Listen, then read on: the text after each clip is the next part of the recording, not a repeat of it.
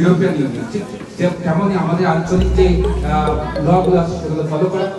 বাংলাদেশ জাতীয়তাবাদী দল স্কটল্যান্ড শাখার সাবেক আহ্বায়ক কমিটির উদ্যোগে সাবেক প্রধানমন্ত্রী দেশনেত্রী বেগম খালেদা জিয়ার সুস্থতা ও ভারপ্রাপ্ত চেয়ারম্যান জনাব তারিক রহমানের দীর্ঘায়ু কামনা করে ২৬শে মার্চ রোজ বুধবার সন্ধ্যা ৫টায় এডিনবারার স্থানীয় দাঙ্গল রেস্টুরেন্টে দোয়া ইফতার মাহফিল এবং মহান স্বাধীনতা দিবস উপলক্ষে এক আলোচনা অনুষ্ঠানের আয়োজন করা হয়েছে। একটাকে বলা হয় যে আমাদের একটা ল কনস্টিটিউশন থাকতে হবে একটা দেশের, আর দ্বিতীয় যেটা থাকতে হবে দেশের সিকিউরিটি থাকতে হবে। আর সিকিউরিটি বলতে আর্মি থাকে, বিডিআর থাকে, মানে বর্ডার ফোর্স থাকে, তারপরে পুলিশ থাকে।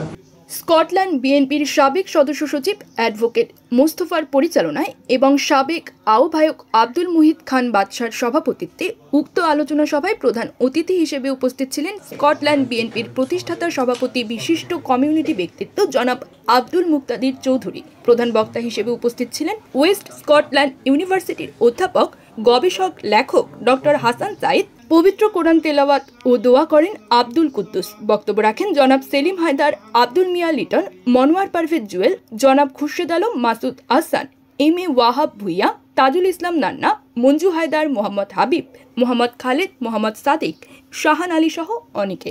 আরও উপস্থিত ছিলেন বিশিষ্ট ব্যবসায়ী এবং কমিউনিটি ব্যক্তিত্ব জনাব আজিজ বেলাল এবং আলহাজ নুনু মিয়া প্রমুখ।